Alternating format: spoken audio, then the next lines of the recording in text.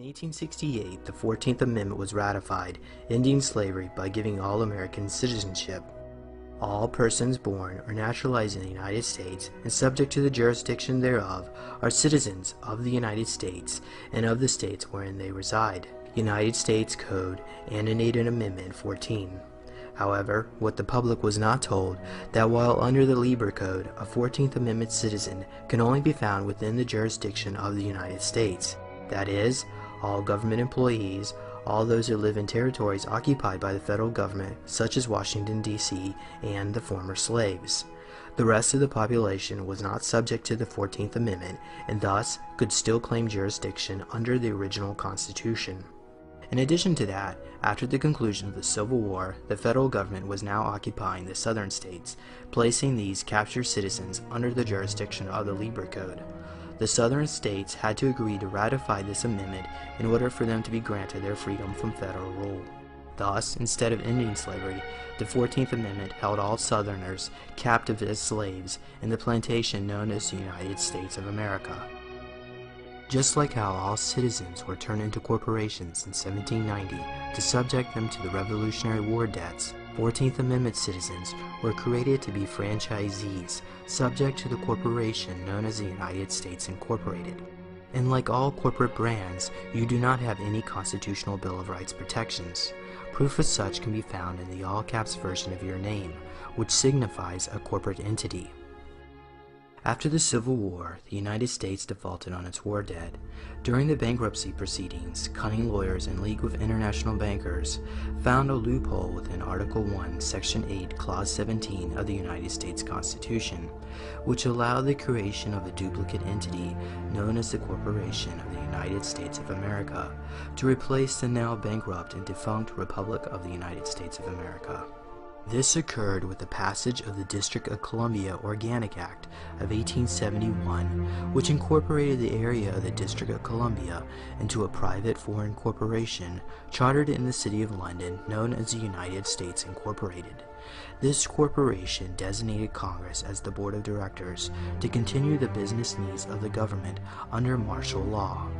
Thanks to the Lieber Code, federal jurisdiction under the Organic Act was expanded to include not only all captured citizens in the southern states, but all Americans in all states. Thus, America had lost her sovereignty under the yoke of the Crown of England and the international bankers. During this same time, the Corporation of the United States adopted its own constitution, which was identical to the original national constitution. To fool the people, one word was changed from its original form, the Constitution for the United States of America, to its present-day all-capitalized form, which signifies a corporate entity, the Constitution of the United States of America. Incidentally, the Titles of Nobility Amendment was removed from this new Constitution. With the Illuminati in full control over the United States, they now sought to rule the world. After the death of Adam Weishaupt in 1830, Giuseppe Mazzini was selected to head the Illuminati. In 1871, the mantle of power was passed on again to the American General Albert Pike as its new director. Pike became fascinated with the idea of a one-world government and eventually constructed the Illuminati's blueprint of world domination. His plans called for the financing of 3 world wars in the 20th century. The First War would bring about an atheist communist state from the ashes of Tsarist Russia. The Second War would bring about a Jewish Holocaust under a fascist government to foment support of a Zionist state of Israel. The Third War would manipulate the differences of Christians and Muslims for their own annihilation. Then finally, political Zionism would come out as victors of all. These 3 world wars would require enormous funding. Since most of the royalty in Europe was already deeply in debt thanks to the numerous wars and conflicts created by the Rothschild banking dynasty, the only place left that could possibly pay for such ambitious plans was the now prosperous American Republic. After the Civil War, the United States went through a great industrial expansion. The new industries of oil, steel, textile, and railroad all needed generous financing, which the Rothschild family was more than eager to provide. To access these markets, the Rothschilds sent their agent, Jacob Schiff, to infiltrate the New York banking scene, which was controlled by J.P. Morgan. By the turn of the century, the Rothschilds had fully entrenched themselves into the tight fraternity of Wall Street banks, such as Goldman Sachs and Lehman Brothers. They now sought their most prized possession, full control over the American monetary system. With help from Jacob Schiff and J.P. Morgan, the Rothschilds formed a scheme which would seduce Congress into relinquishing control over the money supply. This occurred with the Panic of 1907, when a liquidity crisis caused many banks and businesses to fail all across the United States. The meltdown began when J.P. Morgan published rumors that the Knickerbocker Trust Company of New York was insolvent. With a bank run on hand, they were forced to call in their loans, creating a chain reaction which would threaten to implode the entire banking system. The failures continued until J.P. Morgan & Company provided a generous loan to the insolvent banks. But J.P. Morgan was not trying to save the American banking system, but rather he used the crisis to destroy his competition by choosing which banks he would bail out. But the biggest casualty of the economic fallout was the looming bankruptcy of the Corporation of the United States, which had no means to pay back their loans, which were due in 1912. In anticipation of this bankruptcy, representatives from the world's most powerful families met in November 1910 at a secret meeting at the Jekyll Island Club Resort in Georgia to discuss the foreclosure of the Corporation of the United States and to brainstorm solutions which would prevent future liquidity crises such as occurred during the Panic of 1907. Those in attendance included Senator Nelson Aldrich, Paul Warburg, representatives from J.P. Morgan & Company, and Jacob Schiff, representing the Rothschild family. They proposed a 20-year extension on the national debt if the United States would agree to charter a privately owned central bank which would serve as a bank of last resort by lending money to other insolvent banks in order to prevent future bank runs. A week later, they emerged with their plans to create what is known as the Federal Reserve System. Because the current President Taft would never agree to sign away the American monetary system to a cabal of international bankers, they waited until they got their man, the progressive Woodrow Wilson, into power. In return for the bankers' generous campaign contributions, Woodrow Wilson reluctantly promised the bankers he would sign the Federal Reserve Act if he was elected into office. Many powerful forces were opposed to the creation of a privately controlled central bank. To neutralize this threat, J.P. Morgan invited the major opponents of the Federal Reserve Act on board the maiden voyage of the newly built Titanic luxury steamliner built by the White Star Line, owned by J.P. Morgan. J.P. Morgan ordered the captain to steer his ship into an iceberg and under gunpoint prevented the men from escaping onto the lifeboats, killing many of his enemies in one large swoop. When word of this got back to Woodrow Wilson, he commented, "There exists this power in the world, so subtle, so organized, so watchful, that we dare not speak above a whisper when we speak in condemnation of it." At the beginning of 1913, the United States had defaulted on its debt. After being denied a new line of credit, the now President Woodrow Wilson faced a constitutional crisis. With no other sources of funding, he went along with the bankers' schemes engineered at the Jekyll Island Resort. To avoid any opposition, Senator Nelson Aldrich quickly pushed the Federal Reserve Act through both houses of Congress. On December 23, 1913, while most of Congress was away on Christmas vacation, a quorum call was issued. A few selected congressional traitors voted by voice to avoid public record and passed the Federal Reserve Act, which President Wilson signed into law. Wilson later admitted with remorse when referring to the Fed, "I have unwittingly ruined my country." This act gave away the keys of the printing presses at the U.S. Treasury to a foreign corporation chartered under the Crown of England, known as the Federal Reserve Bank. The Federal Reserve was created by Congress in 1913, and it was entrusted with the power granted originally to the Congress by the U.S. Constitution to coin money and regulate the value thereof. The Federal Reserve Bank advertises itself as a non-profit corporation that operates as if it's another branch of the government. However, its board members are unelected, and their meetings are conducted behind the closed doors, away from public scrutiny. The board of directors of the Federal Reserve System is chosen by the President from a list prepared by the bankers themselves. It's important that whomever I pick is viewed as an independent person from politics.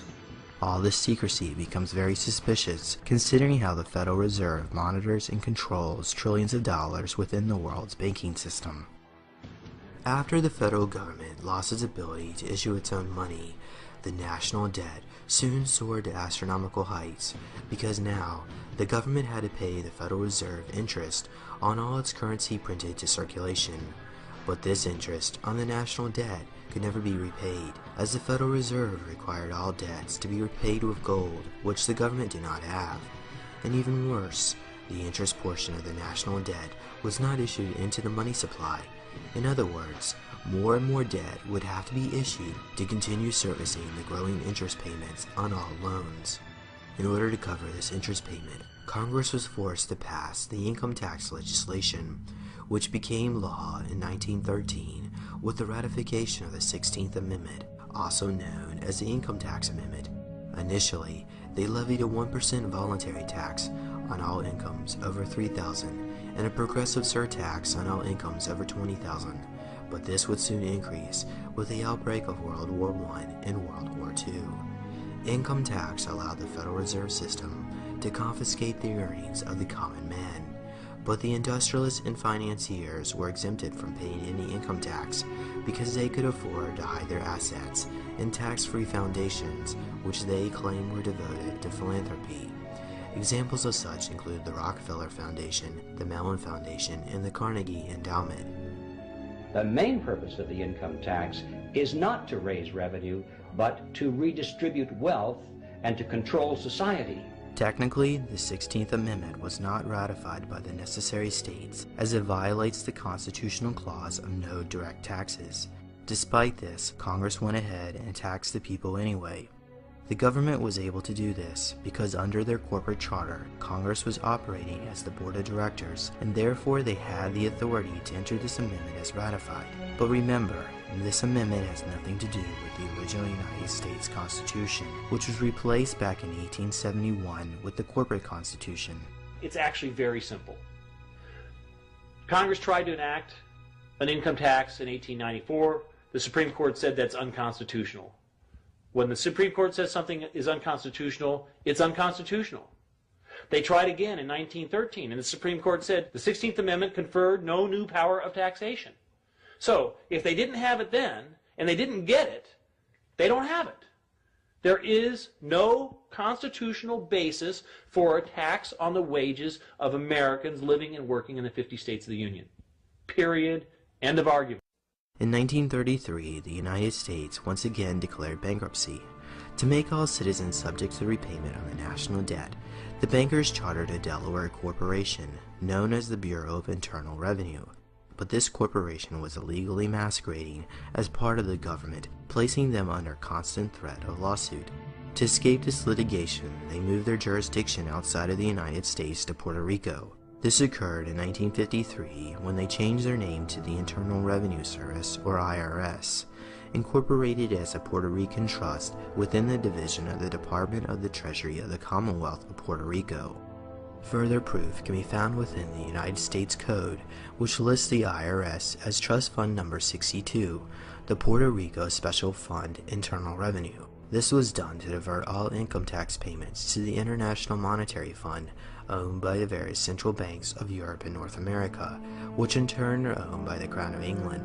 There is a substantial, conclusive body of evidence that proves that our income tax system represents the most pernicious form of tyranny. It is the greatest hoax ever perpetrated by government against the working men and women of America. I can eliminate all income taxes tomorrow and have more than enough money to fund the government by using some other guy's bright idea. We tax the Federal Reserve at 0.0006, doubles our money until we decide to put them out of business permanently, because we certainly should not have central banks.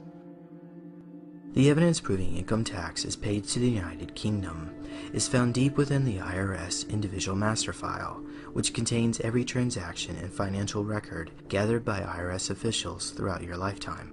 One of these codes determines what kind of tax you are paying. After looking this code up within the IRS 6209 manual, you find that they have incorrectly classified all Americans as domiciled corporations in either Guam, the Virgin Islands, or Puerto Rico.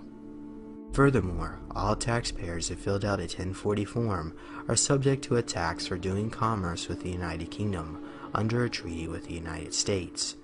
There is no law that requires the average American worker in the private sector to pay a direct unapportioned tax on their labor and compensation for services. There is no law. As you follow the money trail, you find that the taxes collected on the 1040 form is then sent to the Crown of England as a tribute payment. The Crown of England is a sovereign corporation located within the 677 acres of the city, found within the heart of Greater London. This tiny strip of land contains the world's most powerful banking houses, such as the Bank of England and Lloyd's of London, owned by the House of Rothschild. It is these bankers and their counterpart, the Temple Bar attorneys, that constitute the power base known simply as the Crown. Even though the Queen of England is a member of this club, she is not its corporate head. That job was given to the Pontiff of Rome. The Pope was given control over the monarchy with the signing of the Treaty of 1213 between King John and Pope Innocent III, which forever pledged England as a vassal state of the Holy Roman Empire. In 1297, that treaty was used as a precedent to incorporate the city as an independent city-state controlled by the Vatican, which would govern England without directly relying on the monarchy. Just like how the Corporation of the United States was subject to the Crown of England, so too were the subjects of the British Empire, enslaved with debt by the financial division of the Vatican, headquartered within the City of London. Today, this small clique of bankers have full authority over the affairs of Parliament, and this has been the case since 1694, when Pope Innocent XI hired William of Orange to depose the Stuart kings and charter the Bank of England. Located within the Crown of England is the original Federal Reserve Charter, which according to the Farmer Claims legal team, allocates that 67% of the income tax collected by the IRS was to be divided to the Crown of England. Another 23% was to be paid as a dividend to the 300 shareholders of the Federal Reserve Bank, and the last 10% was to be paid to the employees of the IRS to keep them quiet about this sweet deal. Since 1913, none of the income tax collected by the IRS has gone to the federal government. The federal government is funded totally through black budget sources such as drug trafficking and off-budget accounting on the Comprehensive Annual Financial Report.